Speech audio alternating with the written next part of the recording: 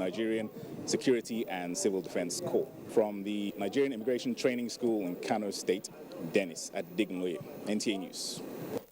300 unemployed graduates selected in Niger State have been trained on agriculture and agro-allied businesses by FADAMA 3 additional financing in line with the federal government's Green Alternative Agricultural Promotion Policy.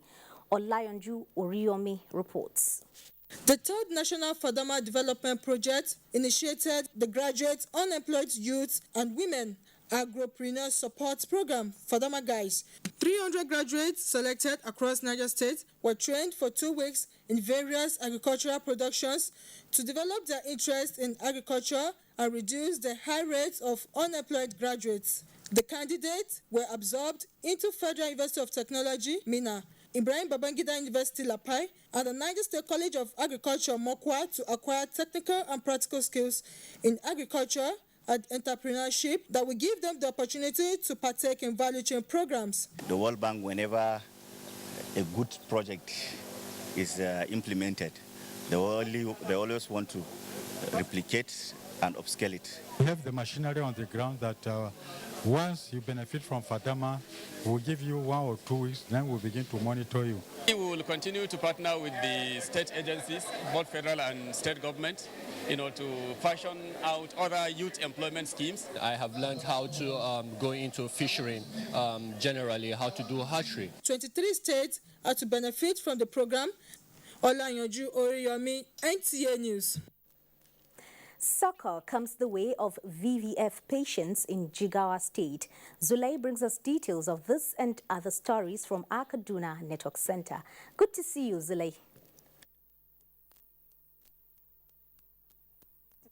Good evening and welcome to Kaduna. The Nigerian Air Force is partnering with Israeli military to build a special force that will respond efficiently to security challenges in an air environment. Ahmed Mohammed Usman reports that 450 airmen and women have been carefully selected to undergo the training, which will hold in 3 batches. I inaugurate you individually and collectively as students of Special Forces Course 1. Flagging off the first batch of the Special Forces Course 1, the special guest of honor, Air Vice Marshal Samson Okon Apasa, said the country is faced with contemporary security challenges of insecurity, militancy, oil theft, kidnapping, cattle rustling, and other vices, hence the need for a robust counterforce to respond to any emergency. Before now, most of the things we were doing were mostly conventional because of the approach or doctrine before the emergence of insurgency in this country and militancy. But it became necessary that we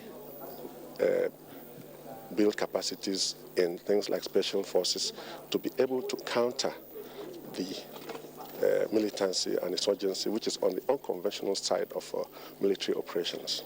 The director of training from Israel, Reze Chut, said he is encouraged by the student enthusiasts. The Air Force soldiers, I must say, have great potential, and we are really looking forward for this course. But the first week was very successful, and we are very, very happy from what we saw. The training lasts for 3 months. In Kaduna, Haman Mahmoud Usman, NTA News. Still on the Air Force, graduates of the Air Force Institute of Technology have been challenged to apply their technical knowledge in implementing the federal government's drive to domesticate the fabrication of spare parts and maintenance of aircraft. The Minister of Transportation, Rotimi Amechi, gave this challenge while conferring diploma and higher diplomas on the graduates of the Nigerian Air Force Base, Kaduna. Ahmed Abdullahi Mohammed reports. After the snapshots to document the memories of this day, they slow marched into the arena where each one of them is expected to be conferred diploma and higher national diploma in the maintenance of the assets of Nigeria's air power. Making their graduation ceremony a special one was the Minister of Transportation, Rotimi Amechi. If I were to be in charge of budgeting, would be to give the Air Force and other military departments the necessary funds to improve on the studies. Like you can see, in the recent time, the Air Force have been funding more than before. So we'll continue to go in that direction. This set of airmen and women are expected to turn around the processes of aircraft maintenance in the Air Force and also domesticate the manufacture of spare parts. This gladdens the heart of the Chief of Air Staff as his vision for the Air Force is being realized. So what we are doing is, over the last 2 years, is building capacity, making sure that our officers and men are properly trained and they have the right skills. The Air Force Institute of Technology was established in 1977 and later accredited by the National Board for Technical Education to award national diploma. It was named the Air Force Institute of Technology AFIT in 2008. In Kaduna, Abdullahi Muhammad, NTA News. And away from the Nigerian Air Force, about 500 VVF survivors treated and trained in different vocational skills at the Jahun VVF Center, Jigawa State, have benefited from different empowerment packages by the Fistula Foundation. Minister of Women Affairs, Hajia Aisha Jummai Al-Hassan, appreciated the initiative aimed at addressing some family issues within the society. Hawa Haliru Haruna reports. Items distributed include grains grinding machines, sewing machines, wrappers, goods, mattresses, and furniture for the newly remarried VVF survivors. Minister Aisha Jummai Al-Hassan commended the effort of Fistula Foundation and Doctors Without Borders for the synergy built to help treat VVF cases in the state. The 4 key objectives of both the DIP and NAWEB are to provide microloans to men and women, to reduce poverty among rural dwellers, especially women, and provide skills development, training, and business support. Jigawa State Commissioner of Women Affairs, Hajia Dansuri, said the state government has been contributing tirelessly to the care and well-being of the admitted VVF patients as it provides food and all necessary needs for their upkeep. Representatives of Fistula Foundation and Doctors Without Borders commended Jigawa State government for the privilege given to them to operate in the state. They said 108 women were trained to go around communities to educate women on causes of VVF and how to prevent its occurrence. Some of the beneficiaries interviewed appreciated the items and assured of doing what is expected of them. From Dusi, Hawa Halar Haruna, NTA News. The Jigawa State government has stepped up efforts to boost groundnut production with the signing of a memorandum of understanding between the government and an agricultural company to ensure massive cultivation of the commodity across the state. Habibu Hussaini has the details. The federal government's diversification agenda through agriculture compels states like Jigawa to consider the cultivation of groundnut in commercial quantity to boost its economic base. Under the Memorandum of Understanding between the state government and Olam Nigeria Limited, with the support of International Institute for Tropical Agriculture, more than 3,500 hectares will be cultivated with an expected yield of 1.2 tons per hectare. About 3,000 farmers were identified to key into the program, 60 of whom have already been trained. Governor Muhammad Badr Abubakar said the partnership will facilitate massive production of the commodity. Happy to say that most of the farmers in our clusters today achieve a 1.2 tons per hectare on the average on groundnut, which is, I think, the best in the country today. Representative of International Institute for Tropical Agriculture, Peter Okomo, and General Manager Olam Nigeria Limited, Mayank Jangrin, said the overall objective is to boost groundnut production in the country. They said Nigeria is the third largest producer of groundnut in the world, but none is exported to help improve the nation's revenue. They appreciated the state government's cluster farming approach, saying Nigeria will soon start exporting the commodity in large quantity. From Duse, Habib Hussein, NTA News. And that's it from here. We're back to Lorraine Abuja for more on Nationwide. Good evening. Thank you, Zile. Minister of Science and Technology, Dr. Ogbonnaya Onu, has been commended for significant improvements in the science and technology sector since 2015. The commendation, which came from the Nigeria Society of Engineers, singled out the sustenance of the nation's 5 satellites in the orbit as a quantum leap into space technology development. Science correspondent Kirian Umayu reports. The Nigerian Society of Engineers is particularly concerned about the need to have a centralized management for the nation's space agencies.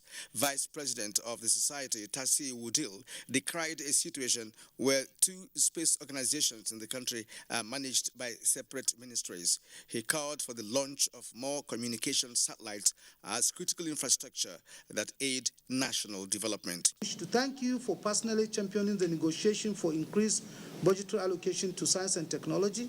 Science and technology is very expensive, but very rewarding for any country that can summon the courage to significantly invest in science and technology innovation, research and development. Dr. Boneano informed the delegation that the ministry will not relent in the promotion of space technology. We will continue to support NASDA and make sure that all the necessary infrastructural work that NASDA requires to domesticate space science and technology in the country, that is provided. The delegation is made up of members of Space Division of the Nigerian Society of Engineers. Kirian Umayo, NTA News. At a time, the country is striving to maximize production and utilization of potential in every sector of the economy. A Nigerian-born IT expert, Hashiru Idris Daura, says digital revolution is a plausible option.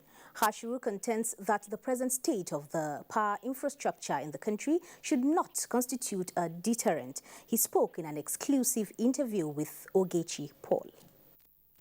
Hashiru Idris Daura is a household name in Saudi Arabia, where he works as a lead solutions integration architect for global enterprise services with one of the renowned IT companies in the world. He prides as the first and only West African to advance to the level achieved in information technology.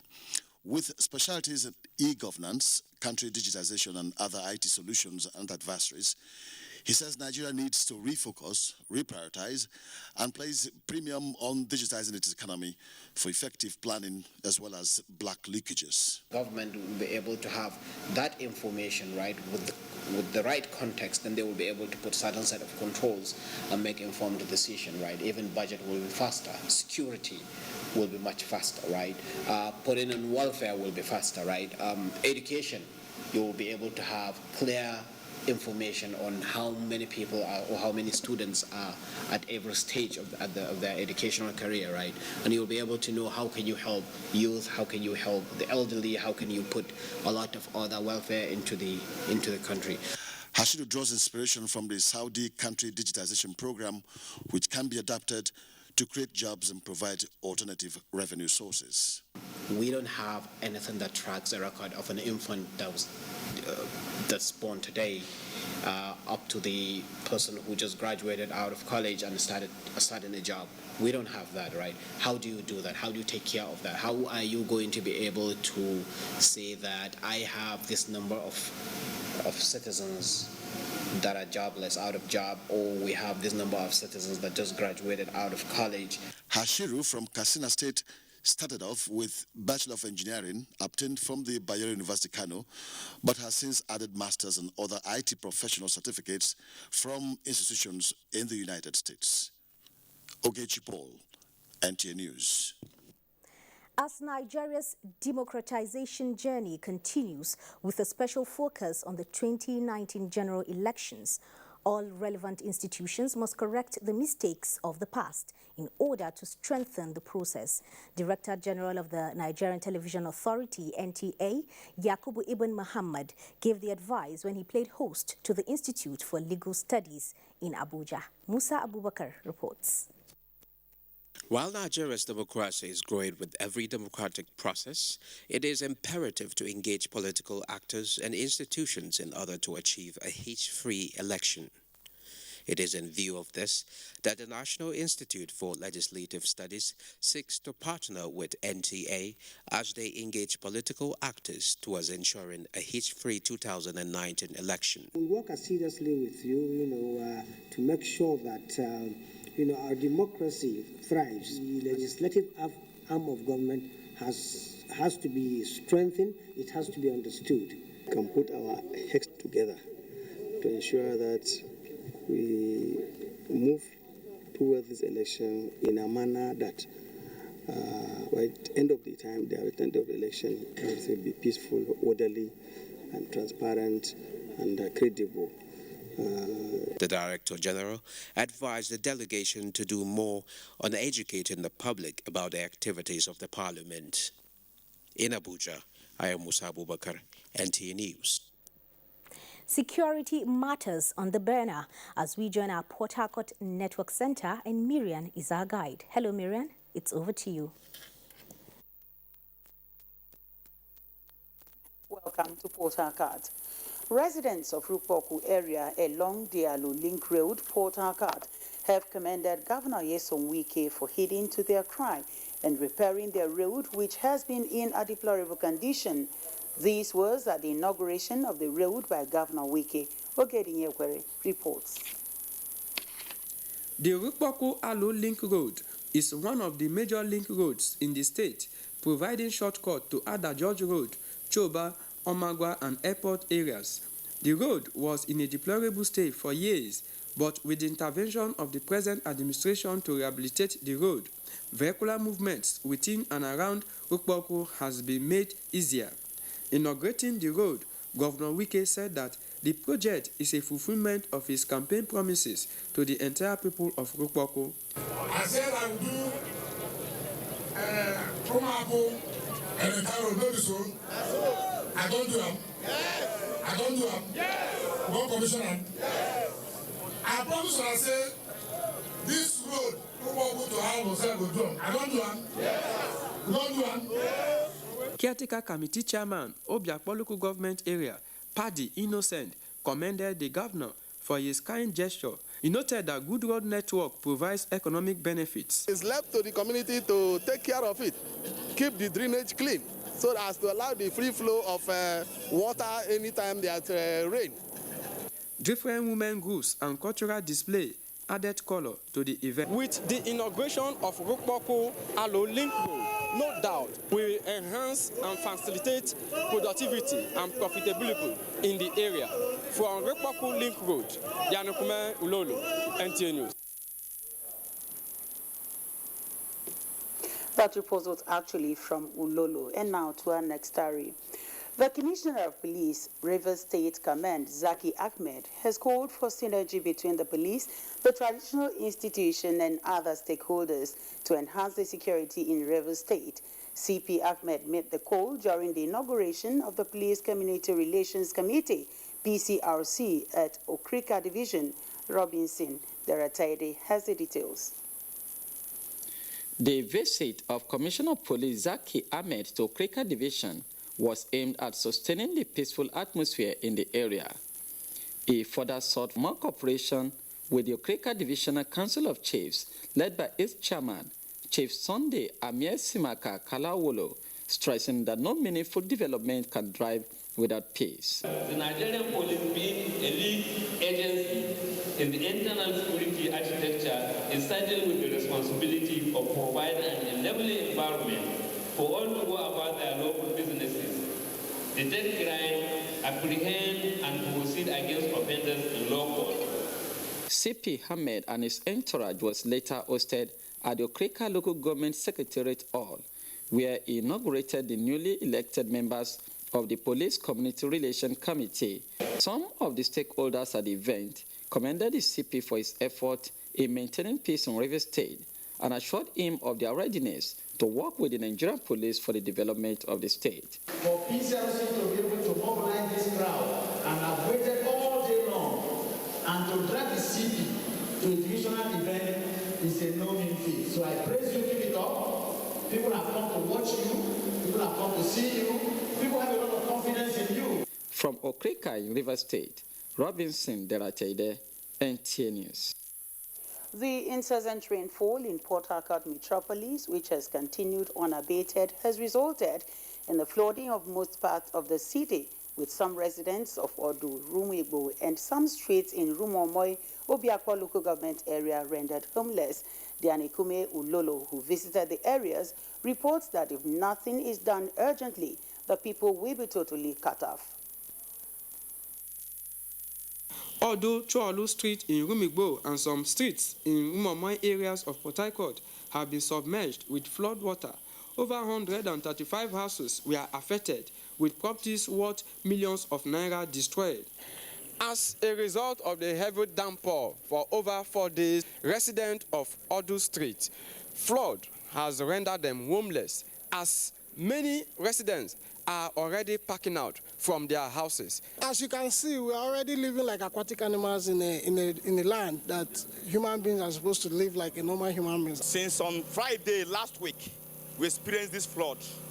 You can see my tenants, you can see everywhere, they are out from their houses. Enter inside my this thing, you will pity me. All my goods and everything. Water have overtaken it for nothing. I'm planning to take my family back to the hotel. How do I continue to pay for hotel? Some churches in the area have temporarily relocated to host services in hotels, while some church members were seen evacuating water with their pumping machine. NTA News also observed that most of the water channels in the areas have been obstructed with erection of structures on the canals. The landlords here, all they did to block, they sold this land to people and they built house on top of the water. These buildings you're seeing here, this fence, this building, are all sitting on the waterway. Presently, as I'm talking, I'm on exile.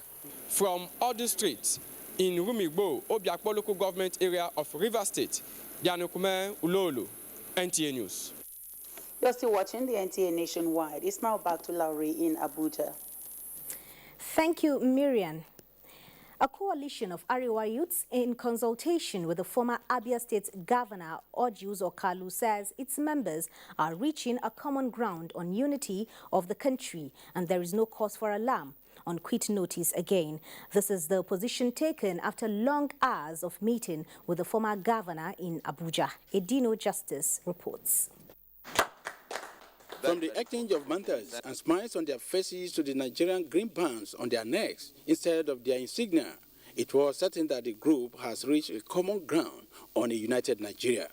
The leadership of the four northern groups, led by Yerima Shetima, said the talk on reviewing the quit notice has advanced and expressed satisfaction with the progress of the discussion. We strongly believe that Nigeria is for us and Nigeria belongs to everybody, and in one spirit we believe strongly that we are all equal in this project.